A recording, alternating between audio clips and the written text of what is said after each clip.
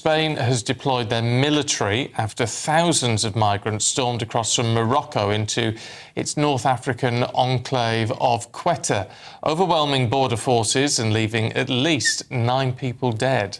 Yes, many swam around coastal barriers while others poured through the land border, with the country's civil guard chief declaring that the border has totally collapsed. Well, Italy is now threatening to suspend open border arrangements over fears that those who entered Quetta could travel deeper into Europe. Yes, it's also been reported that fires have broken out across the region overnight, with some of the new arrivals attempting to break into homes and businesses. So, as Britain battles its own crisis in the Channel, are we witnessing a warning of what happens when a continent loses control of its borders? Meanwhile, here in Britain, Andy Burnham is preparing to announce further devolution powers. Yeah, under the plans, regional mayors will be able to keep a share of income tax in what the government claims will allow communities to directly benefit when their economy grows. Yes, OK. So let's talk to former Conservative Minister Kevin Foster about both these stories, linking them seamlessly together. Kevin, have a go on that one. Shall we start with the situation in Spain?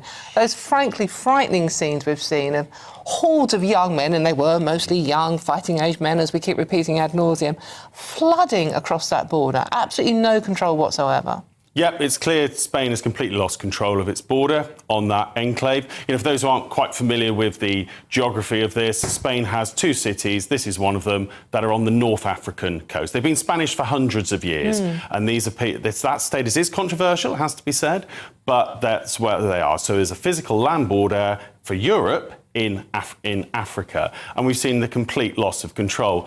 Now, the Spanish authorities are saying it's hard to identify a specific reason for why this has happened. Well, let me help them with 2 that they've recently done. The first was Pedro Sanchez's amnesty for about 1 million illegal migrants in Spain. So they've massively upped the incentive to cross into Spain. The second was last month, their Supreme Court passed a ruling that made it harder to return immediately people from Ceuta into Morocco, who had visibly just arrived. Morocco, like France, is not a war-torn country, is not a country you generally should be getting asylum from. So up went the incentive, down went the likelihood of being returned, and we can see what's happened next. Yes, I mean, it seems pretty simple when you look at it in those terms. Politicians never seem to see it in quite the same way, do they? I mean, obviously, it's a huge concern for Spain. It's also a huge concern for what happens next with all these people. If they're all going to stay in Spain, we could just sit back and observe, couldn't we? But that's not necessarily the case. No, a lot will depend what the Spanish authorities do next. If some of these people end up being transferred to the Spanish mainland, into Spain itself, then, of course, the Schengen zone, which Spain is part of, and which, by the way, Gibraltar recently joined as well, there's literally no border, no physical border. You know, there's a sign, but it's more like crossing a county boundary here in the UK.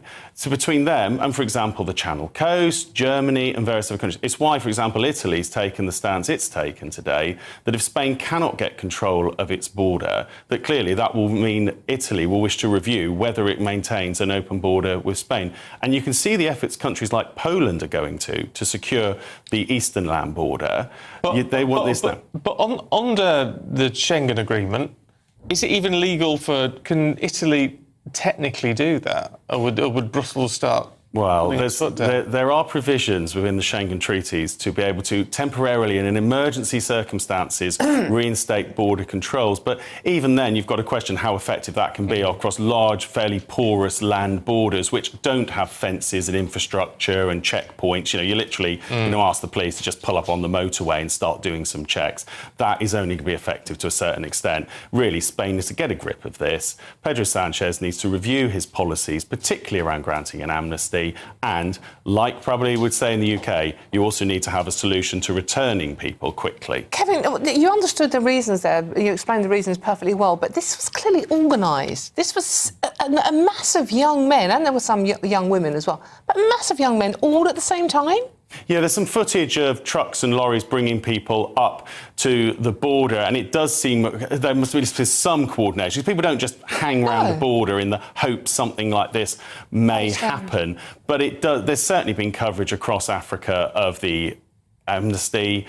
It's, there's some of the Spanish authorities trying to claim that these people probably didn't know about the judgment. Absolute rubbish. In the modern era of internet, this isn't like the era when they had to wait for some sort of postal dispatch. In the modern internet, people share things online. They've got phones. They would have known about some of the reduction in the likelihood of being sent back. So an absolute crisis there. Yes, the Spanish army will probably provide some relief, but ultimately Spain is going to have to look at what it does around its policies. From Morocco into its North African enclave of Ceuta, overwhelming border forces. There's now a death toll of 18 so far. Yes, many swam around coastal barriers while others poured through the land border, with the country's civil guard chief declaring that the border has totally collapsed. The astonishing part of the story that Ceuta is tiny, it's 7.7 square miles, and the population is only 83,500 people in any case. So if you've got nearly 50,000 migrants swarming across that border, it's going to be absolute chaos. Let's talk to former political advisor Claire Pearsall and our senior political commentator Nigel Nelson. Morning to you both. I mean, this is a very scary story, Nigel. Partly because of the fact it's just happened, but partly because of the fact there is clearly some sort of weird coordination going on here. Yes, or it's a kind of panic. I mean, we don't know which. I mean, the kind of figures you're talking about, 49,000, even in our worst cross-channel year, we wouldn't have actually notched up that kind of amount. So to get that within a day is really scary, and even more so is where they end up. And obviously they can't stay where they are. Presumably they will try and get to the Spanish mainland. But how? How would you get to the Spanish mainland? Well, good question. But I mean, you would cross in a boat, wouldn't you, if they got access to anything like that? And then it's what they would do for the rest of Europe. I mean, Giorgia Meloni in Italy is talking about suspending the Schengen agreement because she's worried they would end up coming her way. And I think it does feel very orchestrated. You're talking about a large number of people on a very specific day where the conditions were good enough to be able to get across with no problem. What happens next is going to be the really big issue. Are Spain going to be pretty hard line on this? Are they going to return all these people back from whence they came? Or are we going to be looking at a situation where they're going to cross over into mainland Spain, probably by boat? And are the smuggling gangs already there? Has this been an orchestrated attempt by smuggling gangs to get people into Europe? And I think that should worry the rest of Europe as an entirety. But on a practical level, if smuggling gangs were trying to get 49,000 people across from Africa to the Spanish mainland, I mean, that's not going to happen in a day, is it? I mean, that's a... No, but that's what I mean. That should be something that should be comparatively easy to stop. And that's what I'm worried about, is that nobody has seen any of this coming. This is a large number of people. You can't, as you say, you can't just do that in 24 hours. No. This is going to have been months in the making. So therefore, where has the intelligence fallen down? That we don't know anything about this, or if the Spanish did, then they haven't shared those details. So there are a lot of questions that need to be answered pretty quickly, but the most important one is, what is Spain going to do with all of these people to stop even more coming across? Well, Nigel, that's the question, isn't it? I mean, given Spain's open border policy that they currently have and the amnesty on illegal migrants, I mean, what are they going to do? Are they going to go back on their own policies? Well, I mean, the first thing you've got to do is, how do you handle 49,000 people? A lot of people. So they've got a logistical problem before they start the next stage about, well, how can you return these people? And with so many, I'm not quite sure how you go about doing it. Do you bring the army in and try and force them back that way?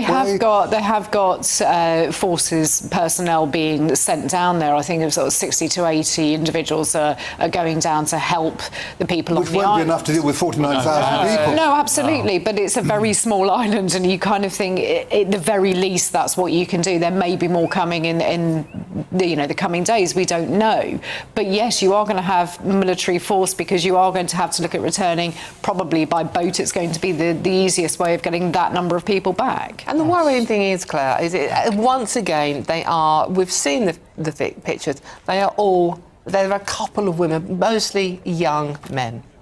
And that's always the way. You will always get the young men, they tend to send the fittest across, and then with the vain hope of getting other family members relocated on the back of it. So you do see those young men. But I think that this is more to do with the economy in Morocco than anything else. And you've got young people, and just the same as in Europe, just as in the same as in the UK, young people feel that they've got no hope in their own country, so they're looking to go elsewhere. This is a pretty dramatic way of showing that, but unfortunately I think we're going to see it more and more. Yeah, very possibly. It's hugely worrying, but at least it puts us on a bit more of alert, doesn't it? Because, I mean, the question is, Nigel, do we see people try to follow suit? Because, I mean, if you had something like this trying to cross the channel, a vast number of boats at the same time, we've got a problem. Well, we've seen a bit of it this week. I mean, they certainly the boats have been gathering in one place to try and overwhelm anything the French might do.